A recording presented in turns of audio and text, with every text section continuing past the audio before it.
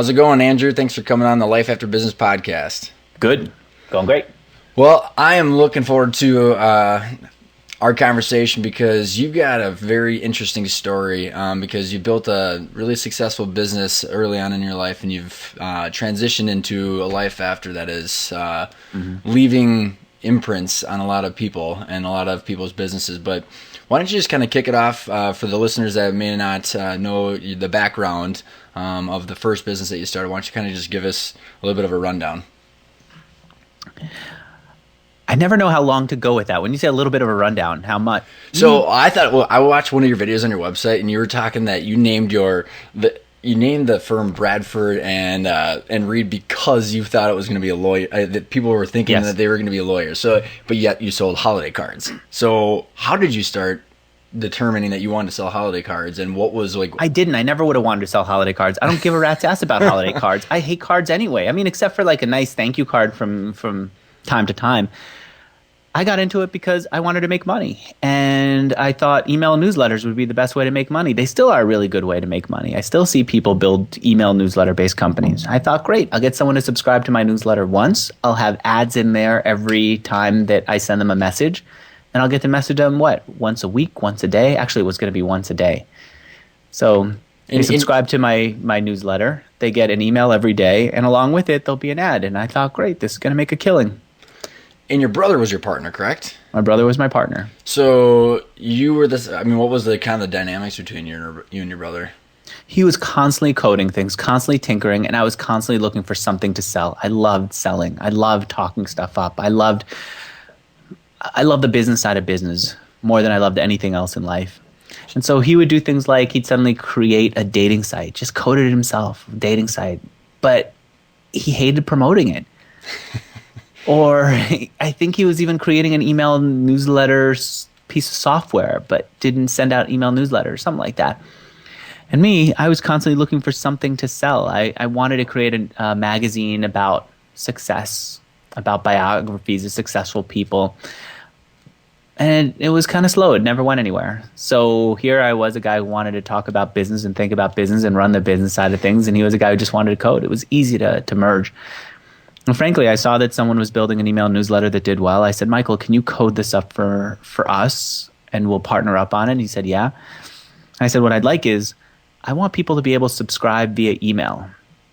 I know it's a small thing, but I'd like people to, if they want to join my trivia newsletter, to just email me, trivia@mailbits.com. It was called Mailbits at the time. And as soon as they do, let's add them to the mailing list. Let's make it easy for people to subscribe. And so he coded that up, and this little magical idea of saying email trivia@mailbits.com didn't actually explode. That wasn't the onboarding magic that I thought it would be. But we tried a bunch of other things. And one of the things that worked was powering other people's greeting cards. If they created a greeting card, we just had this little code that would allow their audience to send that greeting card to their friends. And what was in it for us was there was a checkbox in that greeting card that we put on for our email newsletters. So you might send out a Happy Monday greeting card to your friend, but while you were sending it out, there was a checkbox that said, also join the Trivia Day mailing list. And if you joined, then I got my subscriber, your friend got the nice greeting card, the electronic greeting card, and the guy who created the greeting card got to service his user, but also got some viral action on his website because people often didn't just send out those greeting cards to one person. They sent it out to, on average, I think it was like 5.2 people. So because of the viral nature of that, I mean, how were you able to get in and like do the sales that you wanted to do? I mean, okay. So the sales at first were, I thought newsletters were all that I wanted to be in. And so I'd see who was advertising in other people's newsletters. And I remember calling them up. They're this company called Flying Noodle that was advertising in a lot of newsletters, nice get name. pasta by mail, right? I just looked at them the other day to see if they're still around, and they are still around. Let me see. Flying Noodle. Flying Noodle, that's a hell of a name. He was kind of a pioneer, the guy behind Flying Noodle. Yeah, the site looks fantastic. And and you could get pasta by mail, and it was specialty pasta, and it was kind of quirky, and it was interesting. So he was advertising in email newsletters. He said, no one else cares about newsletters. I'll be the guy who advertises in them and get these low rates that everyone else is passing up. Meanwhile, he said email is very effective. Everyone always opens up their email eventually, and they'll see my ads. So he was right. So I called him up, and I said, I don't want to sell you. I just see you everywhere. I just want to understand why you're buying all these ads and how it works, and what do you see here? And he talked to me.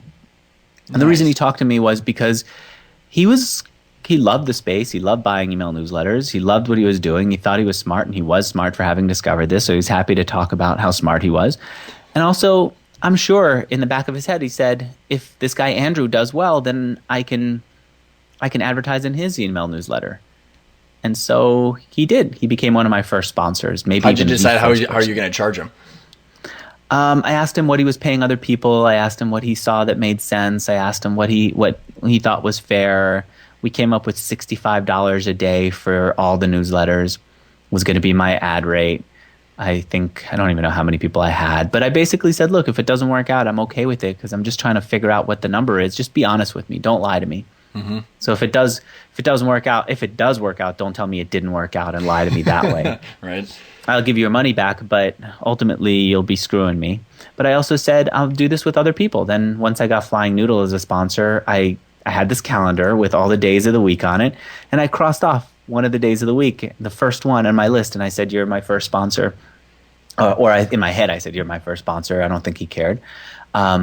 Then I went to other people and I said, look, Flying Noodle's buying. You can see they're buying. Take and run with that ticket, right? Sorry? Take and run with that ticket, that first client, right? Yeah, exactly. Show it to other people and get them to sponsor too. And they did. And one of those people was a guy who eventually sold to Sony, and he was smart. He said, Andrew, I can see that the very first ad that people read in a newsletter just stands out as being different. Like, what the hell? Andrew's now taking money. Who is this guy that Andrew's taking money from? Right? So he said, I want to buy an ad, but I want to buy the first one. And in fact, to get the very first day's ad, I will buy a bunch of others too. Oh, really? That's really smart also. So instead of selling in, I forget when it was, instead of selling in May, I started selling in April. So he got April ads ahead of Flying Noodle. Flying Noodle didn't care. No one else cared. Everyone has this thing I realized at the time that they care about, that matters to them. To this guy, being first mattered. I'm sure it helped him, but it wasn't super big. That's awesome. So, what was the time span? You guys grew exponentially. I mean, as you kind of say on your about page on Mixergy, and I mean the rapid growth, especially with the viral nature of your product. And I mean, where were you spending your time? What was your day looking like? Can I curse here, or are you? Yeah, dude, go for it. I remember everything was such a struggle. I would have to sell ads in the newsletters. I'd have to figure out what I would write the newsletters myself. I'd have to figure out how to write the newsletters. I said to my brother Michael, we can't keep doing this the way we're doing it. It has to be more of a machine. We have to have a machine. It has to eat pennies and shit dollars. How do we get that? Yes. The pennies go in one side and dollars come out the other. And that thing that happens in the middle, that will be our headache, how to build it. But that's the only headache. We build it and then we get to watch it do its job. Have you ever read the book Snowball? No. About Warren Buffett, where he actually had the pinball machines that he would take that one where he was eating nickels and shitting out dollars, and then he was buying the other pinball machines with those dollars. And this was Warren Buffett doing it, or one of the companies he bought? Warren Buffett. It was one of his first companies. So in the book Snowball, it was actually like probably one of the first couple snowflakes as he was rolling that thing down the hill. So for me, what happened was I started paying people 10 cents every time that little form, that greeting card form that we created was used, because I knew that I was going to get on average one out of every two people to subscribe to my newsletter. That meant that it was going to cost me 20 cents to get someone new on my newsletter. I knew how much money I would make in advertising off of them per day, and I knew how many days they could stay. Actually, in my mind, I imagined they'd stay for half a year. It turned out, actually, people stay even longer. There was a lot of inertia in there. What was the average lifetime value of a customer, or the average? I don't know what it was, but it was over half a year. They were just sticking around. Yeah, that's amazing. Go ahead. And I think that for many of us, staying subscribed is still a thing. We still stay subscribed to newsletters. If someone subscribes to your podcast, unless the app that they're subscribed in automatically stops downloading episodes, they're going to keep downloading all the episodes. Inertia is really big. People just keep doing what they're doing and don't take action to stop. So you took advantage of that, obviously. Yeah, I didn't even know. I thought actually I was actually being optimistic by saying people stay subscribed for half a year. And I might have even needed them to only stay subscribed for 60 days. It wasn't anything outrageous. But I was paying 10 cents per person. So then this guy, Alan Stein, I'm saying his name here, hoping that I'll meet him. I'm trying for years to reconnect with him, but I don't know where he disappeared to. But he was talking to me about co-registration. He had an office here in Mountain View. I came from New York just to see him in Mountain View. And it was cool to see Silicon Valley. It was cool to see what he was doing. And one of the things that I learned from him was, he said co-registration is this thing where when someone signs up for one thing, there's another checkbox for something else. And people will pay to be that checkbox, that something else checkbox. And he said, look, when people subscribe to my newsletter, there's a checkbox that says also subscribe to other company's newsletter. And goes, other company then pays me a buck or two or whatever every time someone subscribes to their newsletter. And I've had people on Mixergy say that they still do this to this day. Newsletter subscribers people who have newsletters who, when a user signs up for their newsletter, instead of a confirmation page that says, go check your inbox, I sent you an email, the confirmation says, do you also want these other newsletters? And these other newsletters pay People are just kind of going like per this. subscriber. Yeah. That's interesting. So as you guys are building this machine... Well, hang on a sec. Sorry. Yeah. I was paying 10 cents every time someone used my form. I started getting paid $1 plus, actually $1.50 minimum every time someone signed up to one of my advertisers' newsletters. So I was paying $1 and getting $1.50. Eating dimes, shitting $1.50. That's big. That's super awesome. So how, like, in that, when you said, like, in between there, when you talk about the headache that you got to figure out about how to grow, kind of walk us through, like, what were some of the things that you did? I mean, because that grew very fast. So, like, how did you handle? Then we had a machine in place, and now our goal was, how do we get more people to send out greeting cards? And the way we did it was, we gave a commission to people who referred top affiliates to us. So you may not have a good greeting card site, but maybe you know someone else who does. I'll give you a URL to give to them, and if they sign up to use my software, you're going to get paid every time they get paid. And so you get doing paid affiliate marketing way before a lot of people were. Yeah, an affiliate on top of affiliate. I don't even think people do that right now. They should. Giving someone a commission for bringing a big affiliate is really powerful. So you'd have these people go and post on message boards. This is a crazy affiliate program. You should go and sign up and create your greeting card site using Andrew's software. And so they were promoting us in places that we didn't know about, or places that I felt a little too skeeved out by, frankly. Some of them, some of these message boards for how to get rich, I even though it would make me rich, I can't fully bring myself to go there. It's a heebie-jeebies kind of deal, right? Yeah. So, what was the goal? I mean, like, because, you're a driven sales guy. I mean, that's why you started the business. To get rich. I wanted to get rich and leave a company that would outlast me. Did you have a dollar amount in your mind from revenue, or, like, in the bank account? Like, what was... I did. I wanted to have $1 million in the bank account. I said, let's be conservative. How long did it take you to get that? I don't know. Once we got going, it was like 3 years, maybe 2 years. Okay. So then once you hit that, did you like push the goal line farther, or what was the kind of the I didn't set up another number. I just kept trying to grow where we were. And what was the time frame from when you guys started the business to the ultimate 5 years. Oh, no kidding. It was only 5 years, huh? Yeah. So on your website... I would have wanted it to be 50. I was bummed. I didn't realize it at the time. 50 would have been too little. I would have wanted it to last for hundreds of years if I could, or at least 100 years. Yeah. So you said on your website, you said the exit strategy was death, right? Which, by the way, as an entrepreneur and a lot of entrepreneurs that listen to this, that is because it's their baby. I mean, like, you literally have a canvas to, like, wrap your personality and all your morals and all the vision throughout your company. And plus, look at the people whose businesses we admire. Look at how long they're in the business. You don't really see Jeff Bezos leaving Amazon anytime soon, right? Look at the companies that keep growing. They outlive their founders, Apple, Microsoft, but go back even further. Go to McDonald's, which used to be a highly respected, highly admired company. Still outlived, forget the founders. The founders were really replaced by Ray Kroc, who's the guy who really put it on the map. Outlived them. You want that. You want that kind of experience. You want a Ford Motor Company. You don't want to be one of these guys who had a company that did well and then disappeared. So what happened in that? Was there a triggering event? Was there something that? It was a bunch of things. It was I worked myself too hard, so I couldn't think creatively. That was the worst of it.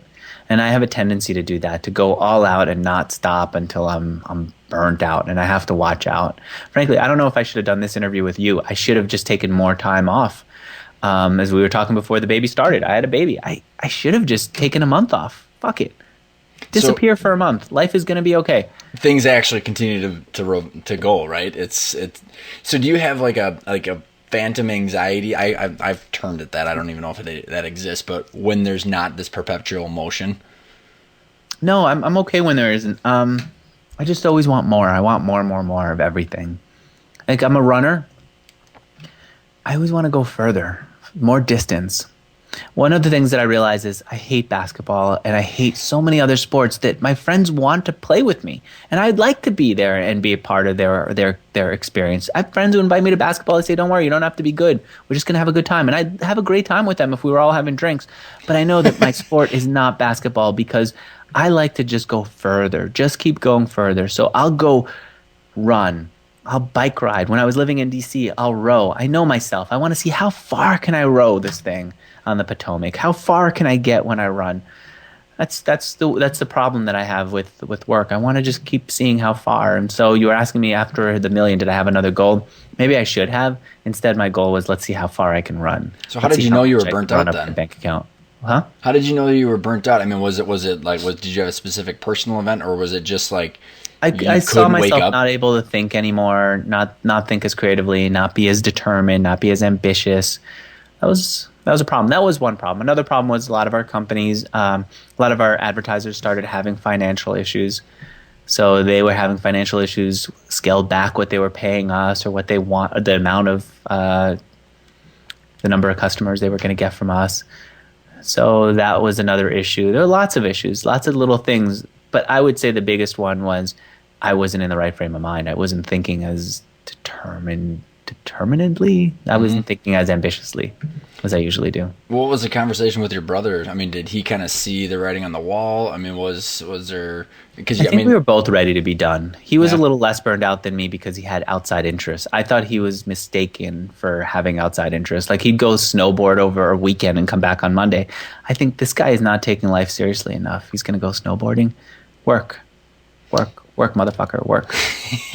I can relate to some of that. So, I mean, when you found yourself kind of in this rock and a hard spot, I mean, but yet you want legacy, and is this legacy, pursuit of legacy, is this new since the last company? I always wanted it. I wanted it all. I feel like I'd still like more money, and I'd still like to leave a legacy. The people that we admire aren't the ones who just live life and have a good life and go away. They have a good life and also have a meaningful life that outlives them. I was looking at your website. Look at the books that you've got on there.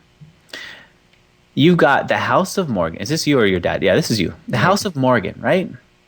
About J.P. Morgan. The guy created a legacy. I know. Wild right? Legacy. His life is still being studied by you. 100, 1,000 years after he's dead, I believe people will still be influenced by his life. Look at another book, Think and Grow Rich. Here's a guy who put down a methodology that will outlive him, that has outlived him by far, right? That's what we want. And so why not have that?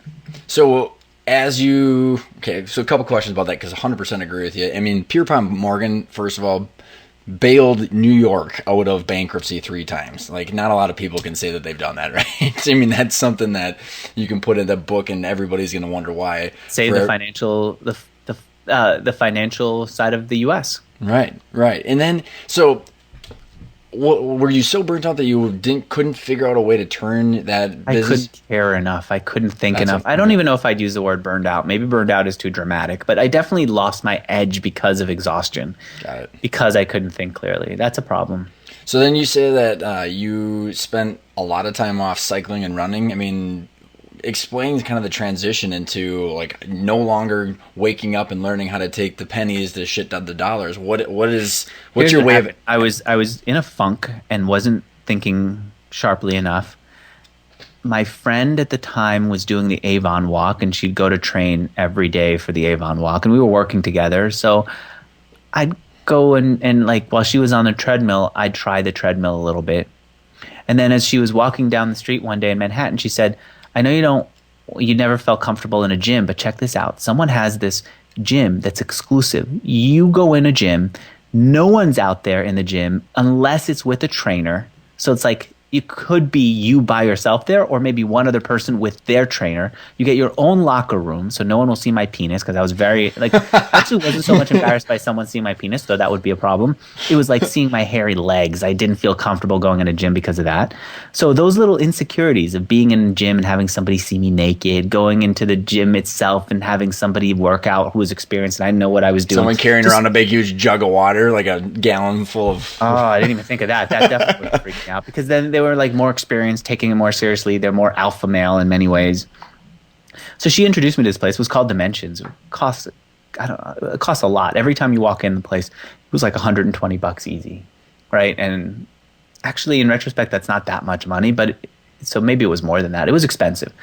And it was in these beautiful buildings in Midtown Manhattan. So I signed up for it.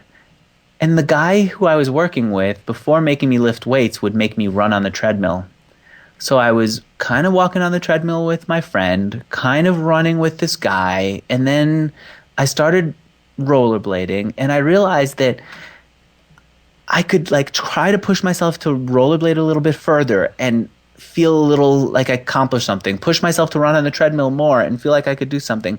And I remember being on the rollerblades and saying to myself, if I could complete this one circle of Central Park, the small circle, then I could overcome my business problems. And I would. And then I feel, all right. Then the next time it was, if I could outrun this person, then I could outrun my problems. And I would. I feel like, all right. And usually I wasn't literally outrunning them. What would happen is I would say if I could outrun them, and it would be a slowpoke who I was trying to outrun.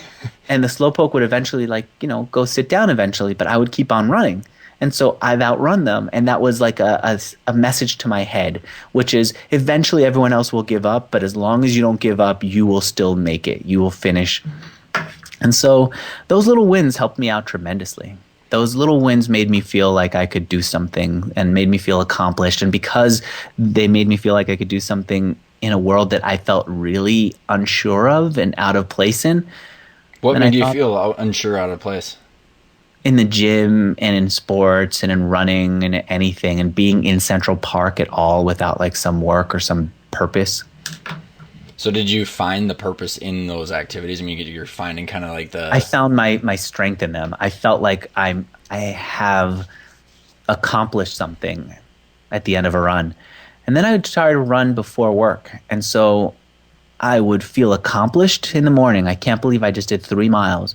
And then go into work feeling like a winner who just done 3 miles. So do you listen to music while you run, or do you just let your mind go? What's the dialogue? At the time I listened to music, or I might have, I don't remember, but I definitely listened to something. I might have listened to like audiobooks from Audible or something. Mm-hmm. Nice. So as you're taking the time off and you're kind of reinventing yourself in between the 6 inches between your ears, or where did the transition go about what having conversations in your head about what your next legacy is going to be, or what you want that to be? I mean, how's the vision kind of I didn't want to do anything. I really was literally in the place at some point.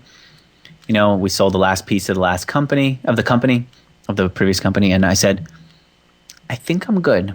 I think I pushed myself to a place where I'm good in life. I could, first of all, I remember being in Venice Beach and seeing this guy who was selling trinkets, and he was half asleep or maybe fully asleep. Not a care in the world. I couldn't sleep at night. And this guy was just sitting there, didn't care if somebody bought his stuff or not.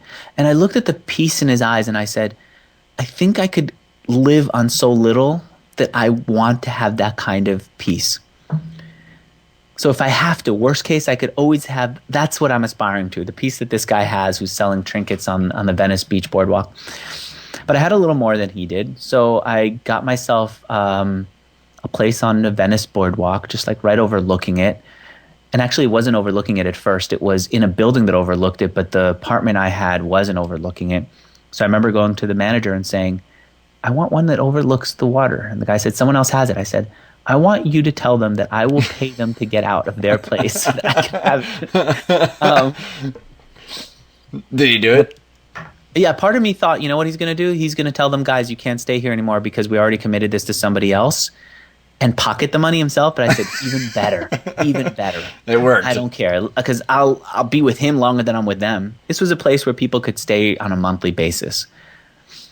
Got it. So not quite. How long were you doing that? I mean, how long did you stay there? And what, like? I stayed there for the summer, maybe a little. No, I stayed there for the winter. And then once summer, so from October till about July, and then once summer came around, I said I want to go run with the Bulls in Pamplona. No shit, did you really? And just backpack through Europe for a little bit.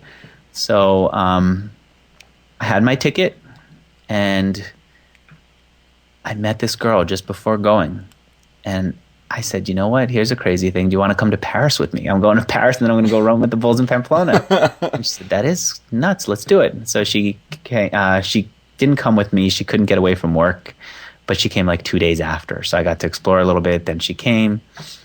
Then we broke up in Paris, which sucked because being in Paris after you're supposed to like get together with someone in Paris. I know, it was so bad. I actually think Paris is a horrible place to get together with someone. They're not like I just don't think it's the friendliest place for that.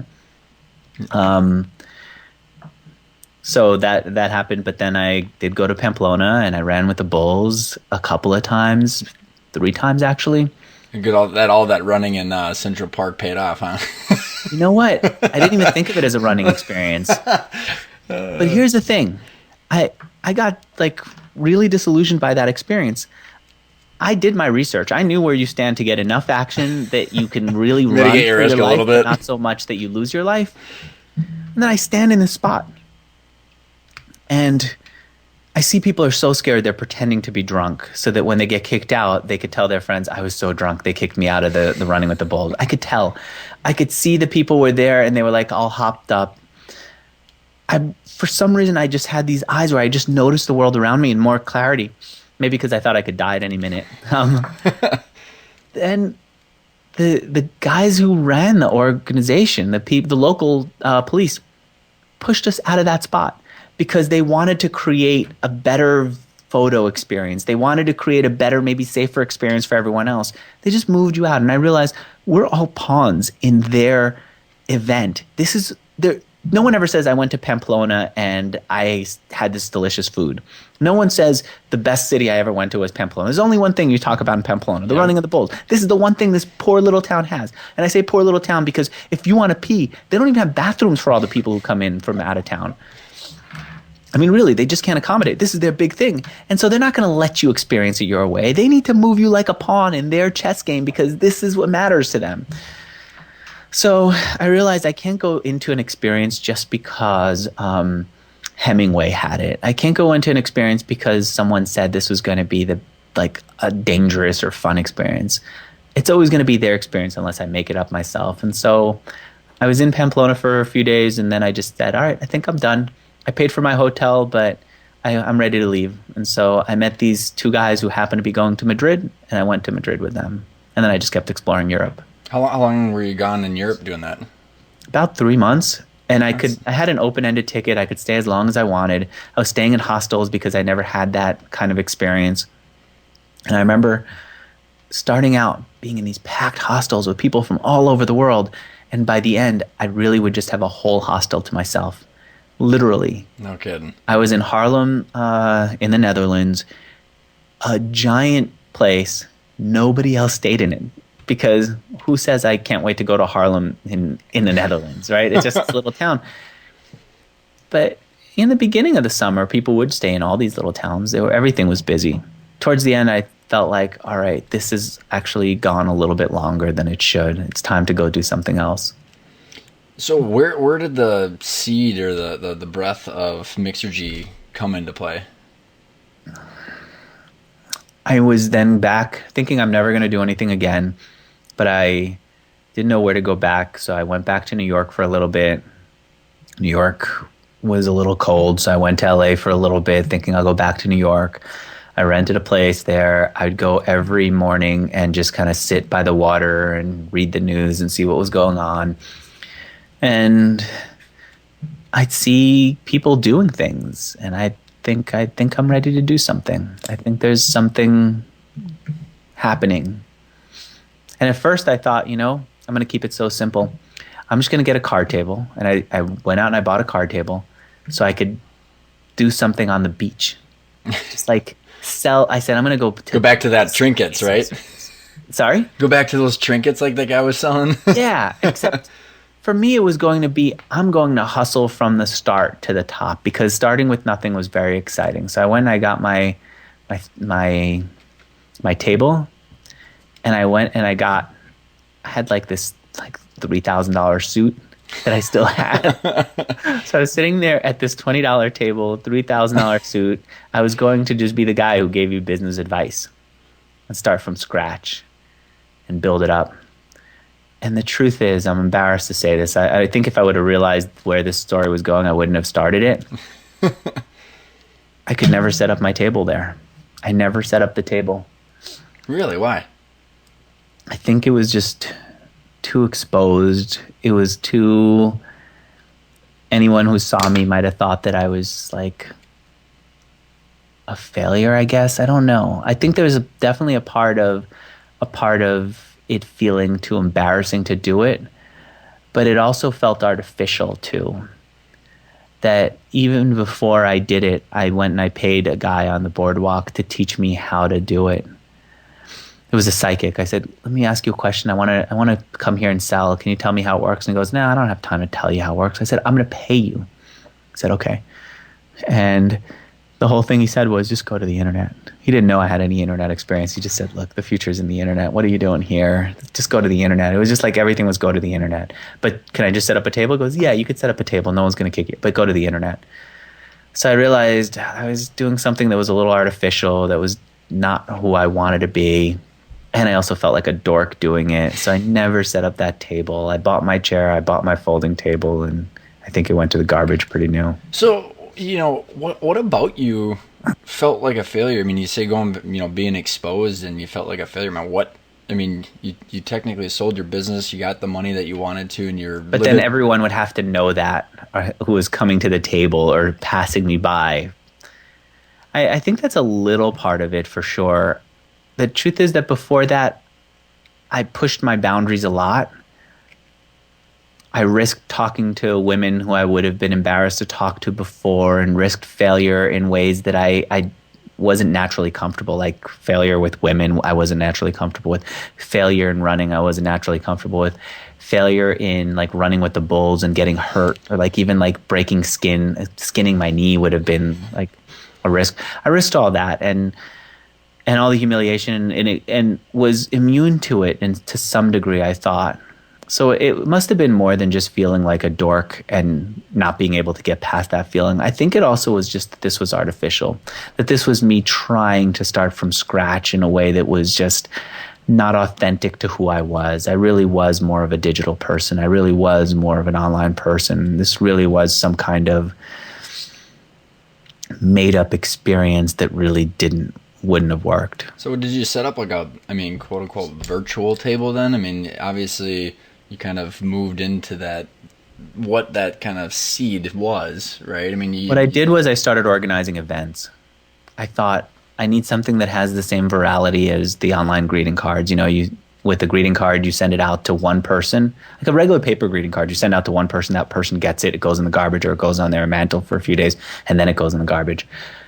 With online greeting cards, you're not sending it to one person. It's so easy if I'm going to send one to my brother to also CC my sister, and then while I'm doing that, let's get my parents in, and so on.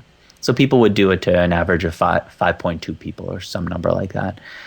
I like that. That meant that 5.2 people would have to come back to the website to pick up their greeting cards. And some number of them were going to, probably two, were going to send out greeting cards of their own. And so the thing just kept going and going and going. So I thought, how about if I do events? And it's going to be an event where it's me and other people hosting. Because if it's me hosting, it's just my guests who can come. But if it's me and 4 other people, if we each invite 5 people, then we have 30 people total, 25 guests and 5 hosts. That means that we have 30 people minimum who are at this event. Then we can get someone else from the event to co-host the next one, and they could bring 5 of their people, and now this mailing list keeps growing. And so from that, I'll have a big pool of people who are going to want to learn, who are going to want to get exposed to business education, and I could be like the next Napoleon Hill. I like it a lot. So, I never got to that point. All I did was do the events. I never got to the point where we talk about like the Napoleon Hill stuff. What was it actually? Mixergy at that point? I mean, it was called something else. A friend of mine called it Circle of 5 for a little bit because it was 5 people each bringing their circles, and so there's the Circle of 5 becomes bigger. And then I was looking, once it became like my thing, I said I want my own name. I don't want to ever have to battle someone else to get the name back, or to, like with Mailbits, I think there was someone else who had the name Mailbits, and they said, you know what, I don't care. It's a mail and it's bits in the mail and it's not that big a deal. But I said it could have been. I'd much rather have my own word that no one else can claim ownership of. Which I love it because I mean the mixer, the energy. I mean there's the meetups and the stuff, the format that you're doing on. I think it's running rampant. I mean people are doing those things all day long. And what's interesting, I think of how you've evolved. And I mean first of all, you being the next Napoleon Hill. I mean the amount of data and the amount of interviews that you've amassed is spectacular. I mean so I'd say. I mean, I don't know anywhere else where you can go get that much information about business other than taking a library and just reading constantly one person by one person, though. And you're not getting the dialogue that you've been evolving. So how did you kind of switch into that? Because you had mentioned too in your on the about page about literally you're getting burnt out, right? And I mean, there's people that are professional networkers, and everybody wonders like, what do they actually do? And where you've evolved. My vision was going to be I do these events and then people come to some kind of, not a conference, not a seminar, but something like that. At the time because I had free time, I was also volunteering again for Dale Carnegie and Associates. When I was in school, I read Dale Carnegie's book, How to Win Friends and Influence People. I loved it so much. I went and knocked on the door of Dale Carnegie and Associates. I said, I want to work for you guys for free. And they took me in and I worked for them and took their class. And when I had this extra time, I went back and I said, look, I'm an experienced Dale Carnegie person. Can I volunteer here and help out? And they had me volunteer, and I volunteered to help teach the class that came out of the How to Win Friends and Influence People, actually, that the book came out of. Anyway, I thought, great, I'll do something like that. I'll teach something like that. Napoleon Hill, I used to listen to his old recordings, and he used to talk about going into restaurants and giving talks, going into like coffee shops and giving talks in the most random places. He said, you just start out and you keep talking and talking until people understand and are moved and are changed. And I thought I'd get to do that at the events, but I never did. What I did, though, was get advice from someone who said, you should tell the world who's coming to your events. It was Lynn Langett, who worked at Microsoft, and I kind of did a party with them. And she said, you need to get the word out about who's coming to the event so more people come. So I thought, I'll interview the people who are coming so people get to see them. And then I interviewed one person, Michael DeRouche. He was a chiropractor who was incredible at SEO. He was like really well known in the search engine optimization world. So I interviewed him, and then I interviewed other people, and then I just fell in love with it. What's your favorite part about interviewing people? Getting to ask the things I'm genuinely curious about. What do you think what tops your charts on the things that you're generally curious about? It's always different. Sometimes I get curious about people's marriages. Sometimes I get curious about about depression, whatever it is that's in my mind, you can't really just walk up to a stranger and ask random questions without getting hit. I was going to say you can, you just don't know what the repercussions are going to be. Yeah, I had a guest on and I said, let me see your girlfriend. I can't just say that in regular life. She happened to be behind the camera and naked. But I didn't know she was naked. Or I was going to say, well, no wonder you asked. But you can't just say that. Let me see who you're married to. It's just kind of a weird. You have to say it in a more gentle way. But in an interview, you can just come out and say what you're thinking. That person is James Altucher.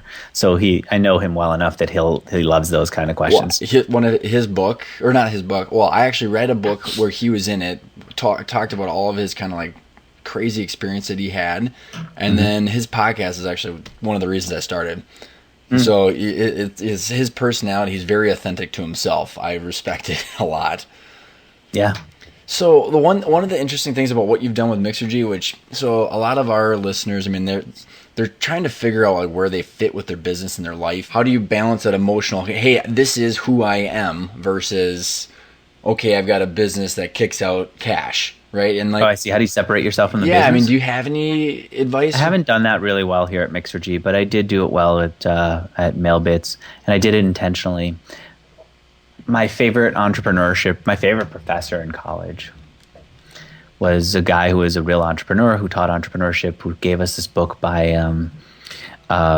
Michael Gerber, The E-Myth Revisited, Yep. And it talked about the problem where an entrepreneur does something, then he does everything, then he passes one of his tasks on to someone else, is the story that he tells. And I think the story was like he passes on the boxing of supplies or boxing of the end product to someone else, and the person doesn't box properly. And he thinks, you know what, this person's an idiot. It's so much easier for me to just do it myself. So he takes it back on. And he does the same thing with every task in the business. And he says, your job as an entrepreneur is to be clear about what those tasks are and to find a way to pass it on to someone else. And I did that. And I think that's still really important. And John Warlow does the same thing. He talks about that, systemize it to the point where other people can do it, make sure that the product you sell is consistent enough that you can pass that to someone else and have them sell it. And I think that's all really good advice. So then what I've seen with a lot of people that are more on the serial entrepreneurs, such as yourself, where they really find almost their next, really who they are in their next business, because I don't know if it's this like, hey, this financial burden's off of me. I've hit these benchmarks or something like that. I mean, have you found that journey within Mixergy, and now you're kind of just living, through the interviews and stuff like that? I mean, just kind of, what's the... Partially I'm doing the interviews myself because I used to think about passing it on to other people, but I always wanted to be better known than I am. I think that I think everyone should do something that's public facing.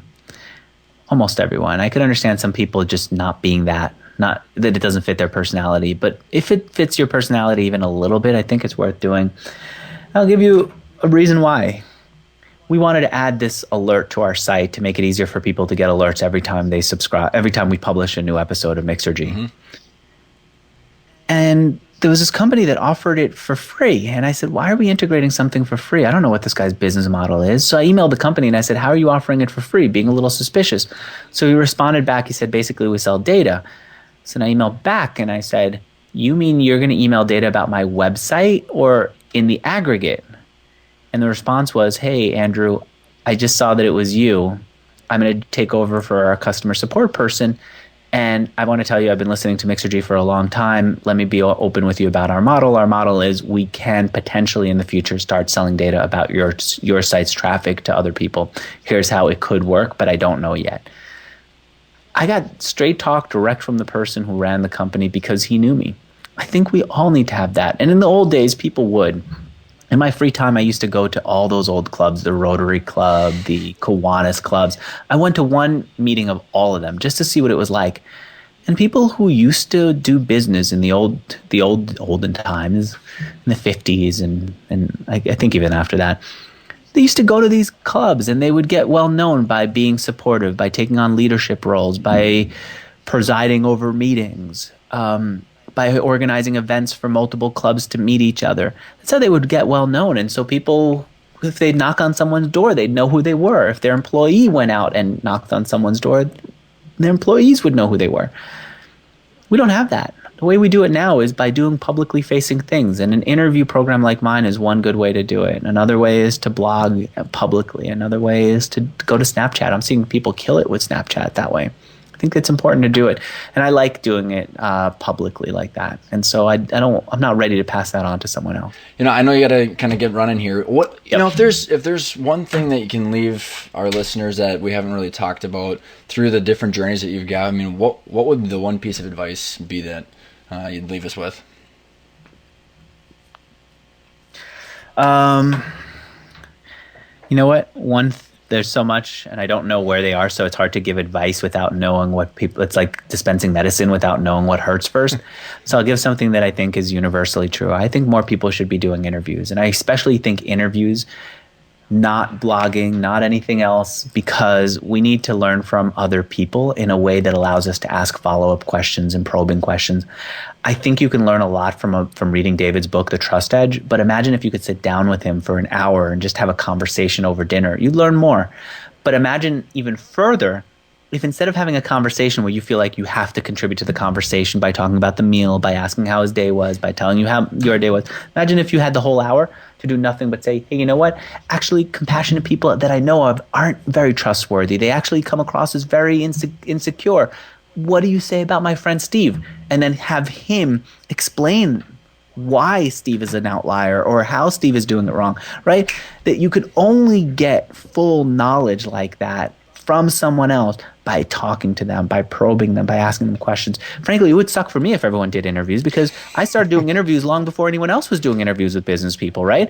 Long before, there's one other guy, Gregory Gallant, who was doing it, and then he gave up soon after I got in, maybe because I was doing too many of them, maybe because he had something else going on in his life. I don't know. I still love his old interviews, but I then became the only guy doing it, and everyone was listening just to me, and now you're doing it, and everyone else is doing it. So it would suck for the rest of the world to be doing it, because eventually the attention gets spread too thin and all our audiences shrink. And I'm still recommending it. And the reason I'm recommending everyone do interviews is because they're going to get changed for the better. You and I now feel more bonded because you've taken such an interest in me for the last hour that I feel like I know you, even though I did most of the talking. I know I care about you because I did more of the talking. You got to learn hopefully something useful because you got me to do more of the talking. You can't get this conversation. You can't get this kind of bonding, this kind of learning, this kind of any of what we got from the experience in any other way. So everyone who's listening to me should do an interview, and they don't have to publish it as a podcast, though that's great. They could just ask their boss for an interview and then take the 10 best ideas and post them on their Facebook page. Ask their boss for an interview and then take the key ideas at the end of the conversation after a lunch interview. Say, you know what? I just hear the 5 things that you told me that I was most moved by. Can I record them for Snapchat and publish it that way? I don't know what the format is, but I do know that the conversation is important. I absolutely love it. That is a huge advice, and I think even our listeners who are entrepreneurs and owners think that they need to know all the answers, so they don't do enough of that. I think actually those are the people that probably should and would learn the most out of doing something like that. Cool. Andrew, All right. Thank you so much for coming on the show. Appreciate it very much. You bet. And anyone who's listening to me who wants more of this or wants to see what my interviews look like, I'd love for them to go to whatever podcast app they like, subscribe to Mixergy. It's Mixergy, mix like the mixers that I used to organize, and Ergy because there's a lot of freaking energy, as you guys can tell. Any other way that people can get a hold of you? Or is that the number one way that you want people to... I don't want them to get a hold of me. People who are smart enough will know how to get a hold of me. Email addresses are super easy to get. My office is super easy to find, and I love to have people here. I won't give it out, but I do know that they will find it if they want it. I love it. Thanks for coming on the show. Thanks, Ryan. Yep. See you, Andrew. Bye.